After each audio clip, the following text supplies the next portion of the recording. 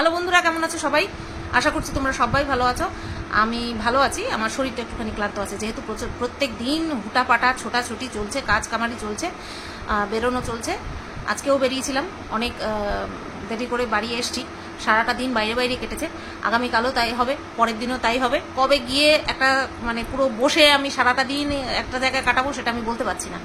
তো যাই হোক, এই ভিডিওটা একটু আর্জেন্টলি করতে আসলাম, কারণ সারাদিন কারোর ভিডিও দেখার সময় পাইনি, এতটাই ব্যস্ত ছিলাম। মারিয়ার টাইটেলটা থাম্বনেলটা শুধু দেখে রেখেছিলাম, বাট ভিডিওটা দেখা হয়নি। ভিডিওটা দেখেছি আস্তে আস্তে দেখেছি, যখন বাড়ি ফিরছিলাম তখন দেখছিলাম। তো নর্মালভাবেই দেখছিলাম যে কি বলতে এসছে, কারণ ওদেরকে নিয়ে তো আমি খুব একটা কন্ট্রোভার্সি করি না, এখন কাউকে নিয়ে কন্ট্রোভার্সি করি না, ছেড়েই দিয়েছি। নিজেকে নিয়ে যা হয় সেটার উত্তর দিতে দিতেই আমি ব্যস্ত থাকি। তো এবার মারিয়াকে নিয়ে বলবো, সেটার সময় হয়ে উঠছে না। তো মারিয়ার ভিডিওটা দেখলাম, ভাবলাম যে হয়তো গুরুত্বপূর্ণ কথা, অবশ্যই গুরুত্বপূর্ণ কথা, বাট যেই বিষয়টা নিয়ে বলেছে না, সেটা ভাবলাম এটা নিয়ে আমিও একটুখানি কিছু কথা বলি, কারণ আমারও কিছু বলার আছে, ঠিক আছে?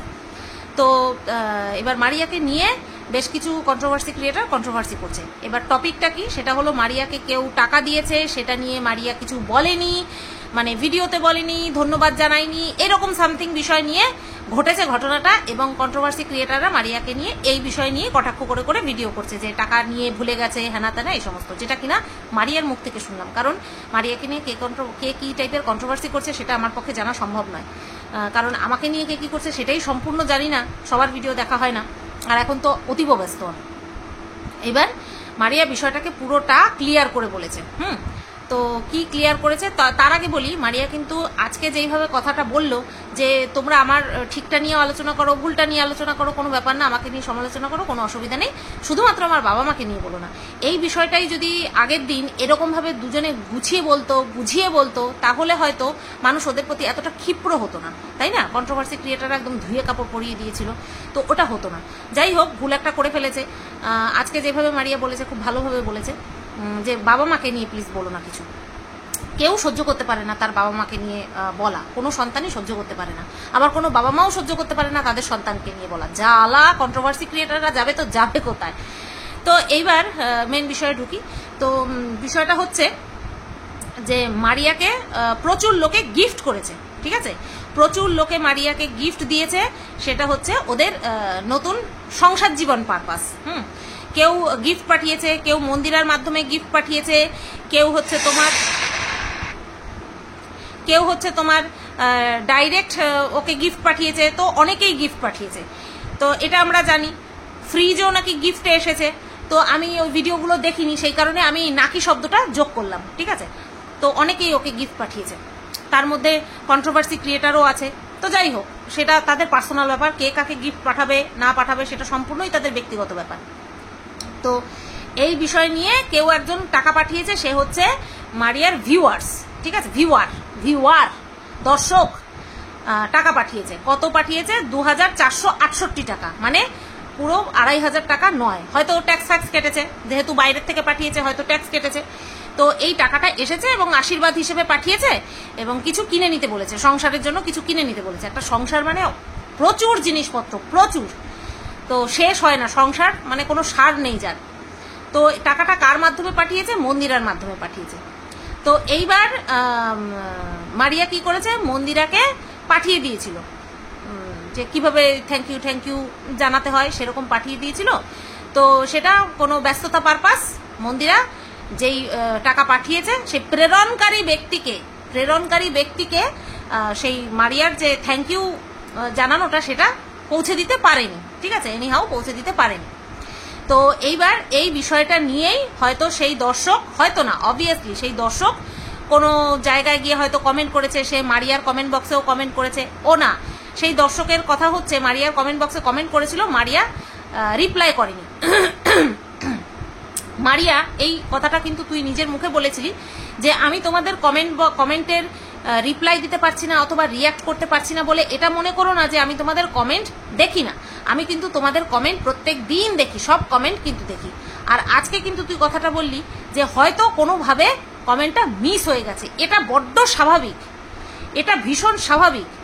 আমি যখন আগে দিনে 3টে ভিডিও দিতাম না, আমার প্রথম ভিডিওতে যারা কমেন্ট করছে, দ্বিতীয় ভিডিও ছাড়ার পরে সেই প্রথম ভিডিওর কমেন্ট বক্স চেক করা অসম্ভব হয়ে পড়তো। আর তার জন্য আমাকে কিন্তু দ্বিতীয় ভিডিওতে এসে বেশ কিছু ভিউয়ার্স কিন্তু এসে অবজেকশনও জানাতো যে তোমাকে ওই ভিডিওতে কমেন্ট করেছি, তুমি কিন্তু চেক করোনি। সত্যি পসিবল হয়ে ওঠে না। আর এখন আর যদি গুটি কতক ভিউজ হয়, গুটি কতক কমেন্ট হয়, তাহলে সেই ব্যাপারটা সম্পূর্ণ আলাদা, যেটা কিনা আগে মারিয়ার ক্ষেত্রে হতো। 5,000, 10,000, 15,000, 20,000 এরকম ভিউজে হয়তো 200টা কমেন্ট হতো, সেই কমেন্টে দেখা রেসপন্স করা সম্ভব ছিল, কারণ ওর দিনে একটাই ভিডিও দিত। বাট বর্তমানে ওর কিন্তু 700-800 কমেন্ট হয়ে যায়, তাই না? তো সে প্রত্যেকটা কমেন্ট ধরে ধরে পড়া সেটা কিন্তু সম্ভব হয় না, এটা কিন্তু সত্যি কথা। কিন্তু পয়েন্ট ধরার মতন জায়গা হচ্ছে আমার অ্যাজ এ কন্ট্রোভার্সি ক্রিয়েটার, যে তুই কেন বলিস যে আমি কিন্তু তোমাদের প্রত্যেকটা কমেন্ট দেখি, এটা বলবি না, এটা সম্ভব নয়, এটা মিথ্যে কথা। প্রত্যেকটা কমেন্ট দেখা সম্ভব নয়, কারণ এটা হচ্ছে একটা ইন্টারন্যাশনাল প্ল্যাটফর্ম। আজকে এখন আমার কাছে রাত, আরেকজনের কাছে দিন। আমি যখন ঘুমাচ্ছি সে তখন ভিডিও দেখছে আমাদের, তাই না? তো তখন যে কমেন্টটা করছে, পরের দিন হয়তো আমার আরেকটা ভিডিও দেওয়ার সময় হয়ে গেছে, তখন আমরা ব্যাকে গিয়ে ব্যাক ভিডিওর কমেন্ট চেক করা সম্ভব নয়। তো ওটা বলবি না, আমাদের পক্ষে সব কমেন্ট দেখা, চেক করা, রেসপন্স করা সম্ভব হয় না। তো যাই হোক, এরকমই উনি কমেন্ট করেছিল, যেহেতু মারিয়া আবার রেসপন্স করেনি তাই ওনার একটুখানি গায়ে লেগেছে। তো সেই কারণের জন্যই হয়তো উনি এই বিষয়টাকে লিক আউট করেছেন যে মারিয়াকে টাকা দিয়েছিল, মারিয়া সেটা মানে বলে না ওটাকে গ্রেটফুল, তাই তো বলে, মানে কৃতজ্ঞতা স্বীকার করেনি। এই বিষয়টা নিয়ে যখন কন্ট্রোভার্সি হয় তখন মারিয়া আবার কি করে, মন্দিরাকে নক করে। তখন মন্দিরা বলে যে নিহাও হয়তো বিষয়টাকে পৌঁছে দিতে পারেনি। তখন আবার কি হয়, তখন আবার হচ্ছে তোমার মন্দিরার কাছ থেকে ওই নাম্বারটা নেয়, নাম্বারটা নিয়ে মারিয়া চেক করে যে মেসেঞ্জার হোয়াটসঅ্যাপে পাওয়া যাবে কিনা, ইন্টারন্যাশনাল নাম্বার, বাইরের নাম্বার আর কি। তখন ও কোড নাম্বারটা ইউজ করেনি, তার জন্য হোয়াটসঅ্যাপে খুঁজে পায়নি। ও হ্যাঁ, এটা প্রথমে হয়েছে, হ্যাঁ, কোডটা ইউজ করেনি তাই প্রথমে খুঁজে পায়নি, তাই ও মানে আর কি মন্দিরার ভায়া হয়ে থ্যাংক ইউ জানাতে চেয়েছে। তো যখন দেখলো যে না পরিস্থিতি আয়ত্তের বাইরে চলে গেছে, তখন মারিয়া কি করলো যে কোডটা ইউজ করে তারপরে গিয়ে তাকে থ্যাংক ইউ জানিয়েছে, ঠিক আছে? তারপরে তাদের মধ্যে মিস আন্ডারস্ট্যান্ডিং হয়ে গেছে। মারিয়াকে একটা কথা বলবো, প্রথমে নিজের থেকে পুরো জিনিসটা ট্রাই করবি, অপরের উপরে ডিপেন্ডেন্ট থাকবি না। আজকে যদি তুই প্রথমেই বারবার চেষ্টা করতিস যে কেন আমি পারছি না, তার কাছে পৌঁছাতে পারছি না, এরকমটা তো হওয়ার কথা না। কলিংয়ে হয়তো বা রোমিং ঠমিং হেনা তেনা থাকতে পারে, আমার সঠিক জানা নেই, ইন্টারন্যাশনাল কলে আমার খুব কমই কথা হয়, কিন্তু হোয়াটসঅ্যাপে এটা হওয়ার কথা না। তো প্রথমেই আগে যদি চেষ্টা করতিস তাহলে আজকে তোকে নিয়ে এই কন্ট্রোভার্সি হতো না। এছাড়াও তোকে নিয়ে আরো কন্ট্রোভার্সি হয়েছে যে তুই প্রচুর পরিমাণে গিফট পাচ্ছিস, গিফট নিচ্ছিস, ঠিক আছে? তো এই বিষয়টা নিয়ে এবার আমি কেন বলতে বসলাম সেটা হচ্ছে, দেখো, আমার মানুষের কাছে আর্থিক সাহায্য চাওয়া আর মিনাকে মানুষের আশীর্বাদ হিসেবে গিফট দেওয়া দুটো সম্পূর্ণ আলাদা টপিক, দুটো সম্পূর্ণ আলাদা বিষয়, দুটো সম্পূর্ণ আলাদা রিজন, তাই না? মারিয়া কিন্তু বলেনি যে তোমরা আমাকে আমার সংসারের জিনিস কিনতে সাহায্য করো, ঠিক আছে, বা আমাকে গিফট পাঠাও, সে কিন্তু বলেনি, কিন্তু দর্শকরা ভালোবেসে দিয়েছে। আবার আমার ক্ষেত্রে কি হয়েছে, আমাকে দর্শকরা সবসময় বলেছে সুতপা তুমি পাশে আছি, সাথে আছি, যে কোনোভাবে হোক বলেছে, নতুবা আমার কিন্তু সেই সাহসটাই আসতো না, তাই না? তো আমিও যখন বলেছিলাম, মানুষ ভালোবাসা দিয়েছে আমাকে, আর ভালোবাসা যদি না দিত, আর্থিক সাহায্য যদি না করতো, ওই সময়টা আমার প্রচণ্ড পরিমাণের মানে ক্রাইসিস চলছিল, তো সেই সময়টা আমি উতরাতে পারতাম না। তো কি বলছি, দুজনের ক্ষেত্রটা সম্পূর্ণ আলাদা, কিন্তু ঘটনাটা ঘটছে দেখো একই। আজকে আমি যেই পারপাস টাকা নিয়েছিলাম সেই বিষয়টা কিন্তু করে দেখিয়েছি, এমন না আমি একটা বিন্দু মিথ্যে কথা বলেছি। কিন্তু তারপরেও আমি যখন আইফোনটা নিলাম, মানুষ আমাকে চিটিংবাজ বলছে। কি কারণে বলছে? আমি কি বলেছিলাম যে আমি যে এই যে আমার পরিস্থিতি চলছে এরকমটা সারা জীবন চলবে? বলেছিলাম কি? না, আমি রেগুলার ভিডিও দিয়েছি, কন্টিনিউ ভিডিও দিয়েছি, তারপরে গিয়ে কি আমি একটা জিনিস করতে পারি না? বা এরকম ভাবেও কিন্তু মানুষ আমাকে সাহায্য করেনি যে সুতবা এখন তোমার ক্রাইসিস চলছে, এখন তোমাকে টাকা দিলাম, পরবর্তীতে তোমার যখন হাত ভর্তি হবে বা তোমার যখন আমাদের সামর্থ্য হবে তখন তুমি আমাদের ঋণগুলো শোধ করে দিও, এরকমও কিন্তু কথা হয়নি। তাহলে আমি আইফোন কেন, আমার রান্নাঘর বাথরুম কেন, আমি কোনো কিছু করার আগে, এই ডাইনিং টেবিল কেন, সব কিছু করার আগে আমি তাদের টাকা এক এক করে শোধ করে দিতাম। বিশ্বাস করো, ঘরতলায় বসে বলছি, যদি এরকম কোনো শর্তে তারা আমাকে দিত আমি এটাই করতাম। আমি বলছি না প্রত্যেকের কথা, কিন্তু কিছু কিছু মানুষ এই জায়গাতে আমাকে নিয়ে এই ধরনের কথা বলেছে বলেই না বেশ কিছু মানুষ আমাকে নিয়ে এই বিষয়টা নিয়ে মুখ খুলতে পেরেছে, তাই না?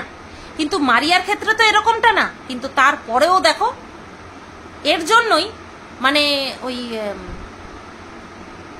আমি বলবো যারা সাহায্য করতে চায় বা যারা আশীর্বাদ দিতে চায়, তারা যদি মানে রিটার্নে কোনো কিছু পাওয়ার আশা নেয় না, তাহলে গিয়ে মুশকিল হয়ে যায়। কাদের জন্য মুশকিল হয় জানো? ক্রিয়েটারদের জন্য মুশকিল হয়, কারণ আমাদের ফেসটা সোশ্যাল রয়েছে, আমাদের জন্য মুশকিল হয়ে যায়। আজকে আমি কিন্তু কাউকে জোর করিনি, কারোর পকেট থেকে কিন্তু টাকা বের করে নেইনি, কারোর পার্স থেকে টাকা বের করে নিইনি, তারপরেও আমাকে চিটিংবাজ শুনতে হয়েছে, কথা শুনতে হয়েছে। আমি কি শোনার মতন কোনো কাজ করেছি? এখনো পর্যন্ত কোনো কাজ করেছি না। আমাকে যদি বলতো তোমাকে ধার হিসেবে দিচ্ছি, তুমি মিটিয়ে দিও, তাহলে আমার মাথায় থাকতো, কিন্তু সেরকমটা করেনি। তারপরেও আমি চিটিংবাজ। আজকে মারিয়া মানে কি বলবো, সেই টাকা এখনো ইউজই করতে পারিনি। মারিয়া নিজের মুখে বলেছে যে আমি এখনো সেই টাকা ব্যবহারই করিনি। ভেবেছিলাম সামনের মাসে পেমেন্ট পেলে আমি একটা ডাইনিং টেবিল কিনবো, সেই টাকার সঙ্গে আমি কিছু টাকা দিয়ে ডাইনিং টেবিল কিনবো, ঠিক আছে? তো সেই কারণের জন্য টাকাটা ব্যবহার করেনি। তার আগেই এই ঘটনা ঘটে গেল। মানে বুঝতে পেরেছো? এখানে সবাই আমরা সমান, তুমি চেয়ে নাও বা তোমাকে কেউ উপজে দিক, এখানে সবাই সমান। তবে হ্যাঁ, যারা দিয়েছে তাদের সবার মেন্টালিটি সমান নয়, এটাও আমাদেরকে মাথায় রাখতে হবে। সবার মেন্টালিটি সমান নয়। তো এই বিষয়গুলিকে নিয়ে ইস্যু করে যারা কন্ট্রোভার্সি করে, এটাও তাদের কাজ। যারা কন্ট্রোভার্সি করছে সেটাও তাদের কাজ। আমার বিষয় হচ্ছে মানে যে বা যারা সাহায্য করতে ইচ্ছুক বা ভালোবাসা গিফট দিতে ইচ্ছুক, তাদের মেন্টালিটি যদি এরকম হয়, আমাদের জন্য চাপ হয়ে যায়, আমাদের ক্যারেক্টারের উপরে প্রশ্ন চিহ্ন উঠে যায়, তাই না? তো যাই হোক, যেহেতু আমি রিলেট করতে পেরেছি বিষয়টা, তার জন্যই কিন্তু আমি এই ভিডিওটা বানালাম। ভিডিওটা এই পর্যন্তই রাখলাম। কেমন লাগলো অবশ্যই কমেন্ট করে জানিও। ভুল ত্রুটি কিছু করে থাকলে, ধৃষ্টতা দেখিয়ে থাকলে আমাকে কিন্তু ক্ষমা করে দিও। আমি কিন্তু যারা আমাকে সাহায্য করেছিল, আমি সবার উদ্দেশ্যে একদমই কথা বলিনি। তাদের কাছে আমি চিরকৃতজ্ঞ, আজীবন ঋণী থাকবো, মৃত্যু ঋণী থাকবো, ঠিক আছে? আর সবাই কেউ আমাকে এরকম কথা বলেও নি, 2-4 জন ছাড়া কেউ আমাকে এই ধরনের কথা বলেও নি। তবে হ্যাঁ, এইটা বলেছিল যে সুতপা তুমি আইফোন না নিয়ে এসিটা নিতে পারতে, এটা বলেছিল। এটা অনেকে বলেছিল, তুমি আইফোন না নিয়ে তুমি এসিটা নিতে পারতো, ওটা এই গরমে যা গরম পড়েছে তাতে করে ওটা বেশি জরুরি ছিল, এটা বলেছে। তো চলো, সবাই ভালো থেকো, সুস্থ থেকো, টাটা, গুড নাইট।